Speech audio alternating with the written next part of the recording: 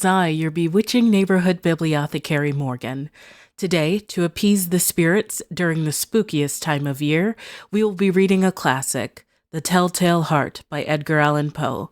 So, without further ado, grab your cauldron, make yourself comfortable, mind the bloodstains, and let's start reading. The Telltale Heart. True. Nervous. Very dreadfully nervous. I had been, and am. But why will you say that I am mad? The disease had sharpened my senses, not destroyed, not dulled them. Above all was the sense of hearing acute. I heard all things in the heaven and in the earth. I heard many things in hell. How then am I mad? Hearken and observe how healthily, how calmly I can tell you the whole story. It is impossible to say how first the idea entered my brain, but once conceived it haunted me day and night. Object there was none.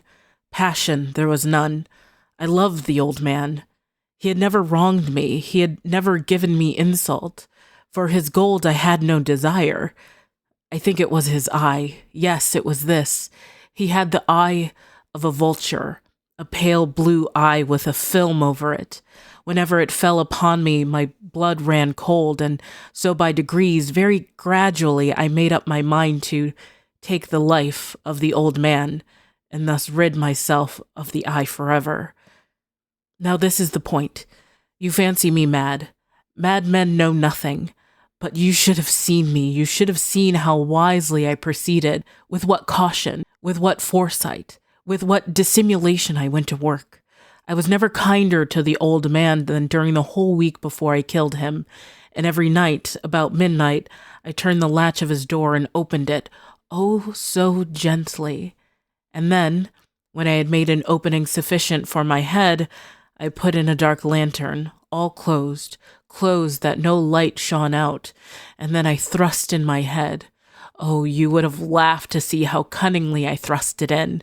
I moved it slowly, very, very slowly, so that I might not disturb the old man's sleep. It took me an hour to place my whole head within the opening so far that I could see him as he lay upon his bed.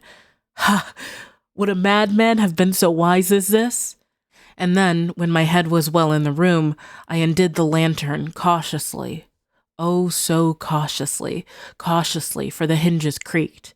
I undid it just so much that a single thin ray fell upon the vulture eye, and this I did for 7 long nights, every night just at midnight, but I found the eye always closed, and so it was impossible to do the work, for it was not the old man who vexed me, but his evil eye. And every morning when the day broke, I went boldly into the chamber and spoke courageously to him, calling him by name in a hearty tone and inquiring how he passed the night. So you see, he would have been a very profound old man indeed to suspect that every night just at 12 I looked in upon him while he slept. Upon the 8th night, I was more than usually cautious in opening the door. A watch's minute hand moves more quickly than did mine. Never before that night had I felt the extent of my own powers, of my sagacity. I could scarcely contain my feelings of triumph, to think that there I was opening the door little by little, and he not even to dream of my secret deeds or thoughts. I fairly chuckled at the idea, and perhaps he heard me, for he moved on the bed suddenly as if startled. Now you may think that I drew back, but no. His room was as black as pitch with the thick darkness, for the shutters were closed fastened through fear of robbers, and so I knew that he could not see the opening of the door, and I kept pushing it on steadily.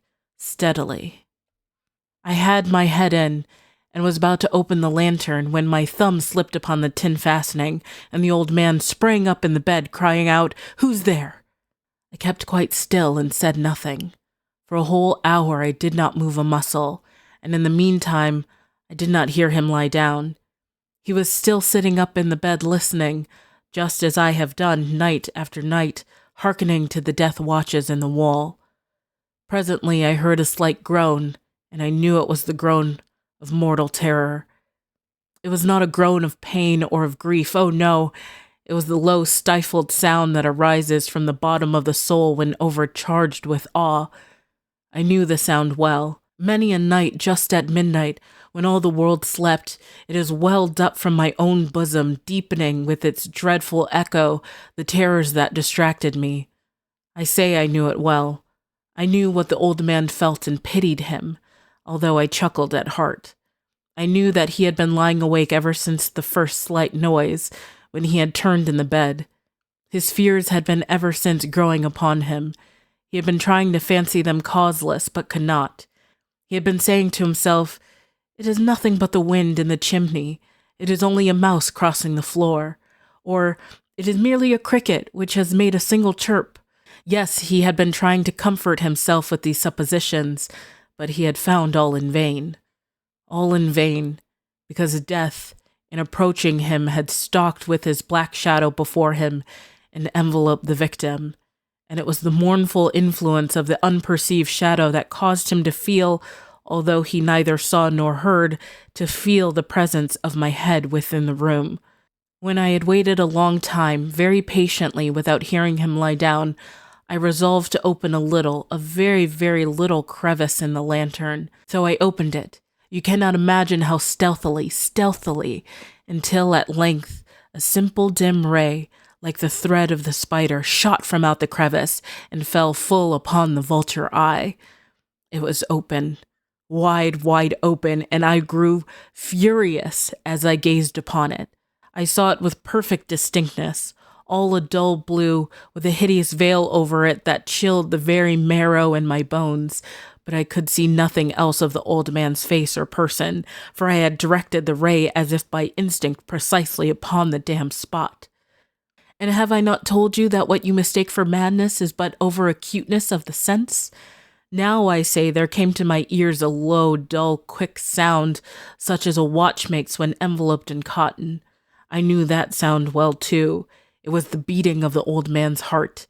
It increased my fury, as the beating of a drum stimulates the soldier into courage.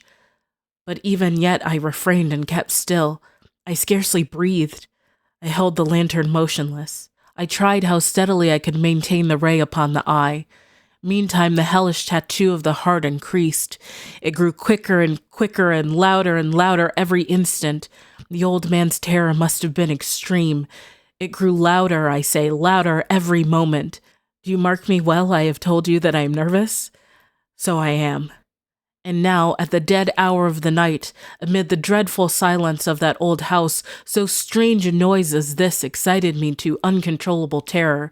Yet for some minutes longer I refrained and stood still. But the beating grew louder.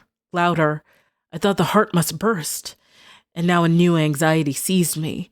The sound would be heard by a neighbor. The old man's hour had come. With a loud yell, I threw open the lantern and leaped into the room.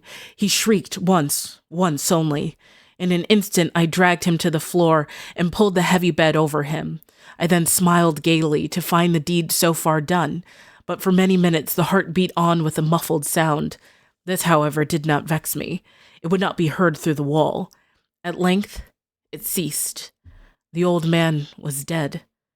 I removed the bed and examined the corpse. Yes, he was stone dead. I placed my hand upon the heart and held it there many minutes. There was no pulsation. He was stone dead.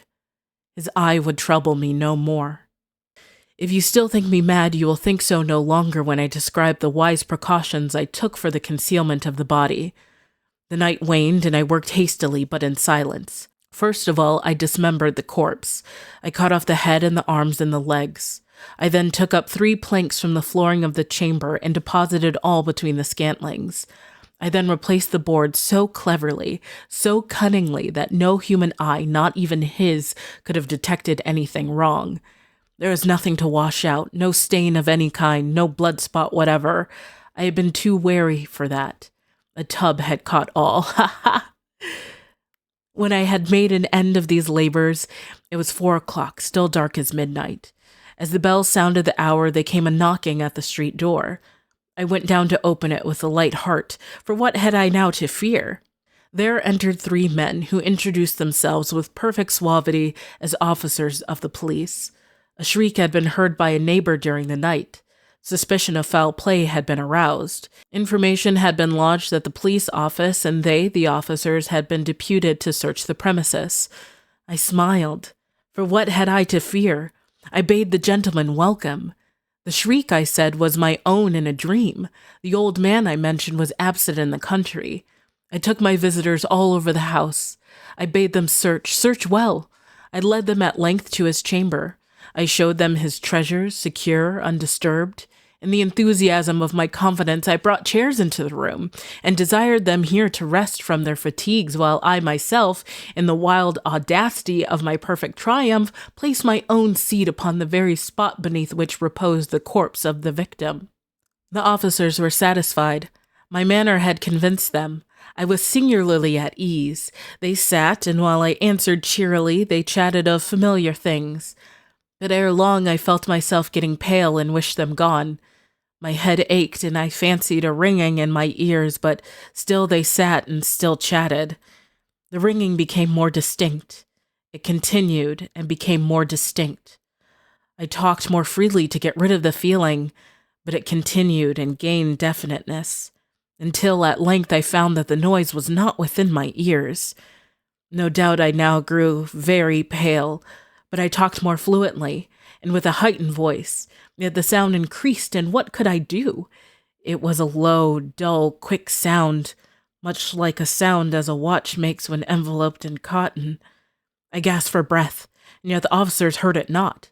I talked more quickly, more vehemently, but the noise steadily increased. I arose and argued about trifles in a high key and with violent gesticulations, but the noise steadily increased. Why would they not be gone? I paced the floor to and fro with heavy strides as if excited to fury by the observations of the men, but the noise steadily increased. Oh God, what could I do? I foamed, I raved, I swore. I swung the chair upon which I had been sitting and grated it upon the boards, but the noise arose over all and continuously increased. It grew louder, louder, louder, and still the men chatted pleasantly and smiled. Was it possible they heard it not? Almighty God, no. No, they heard. They suspected, they knew. They were making a mockery of my horror. This I thought, and this I think. But anything was better than this agony. Anything was more tolerable than this derision. I could bear those hypocritical smiles no longer. I felt that I must scream or die. And now again, hark! Louder, louder, louder, louder! Villains, I shrieked, dissemble no more. I admit the deed. Tear up the planks. Here, here. It is the beating of his hideous heart. Thank you for joining me on this reading of The Telltale Heart by Edgar Allan Poe. Now go forth and be scary. Until next time, I'll see you later. But be sure to come back and visit the Bibliothecary.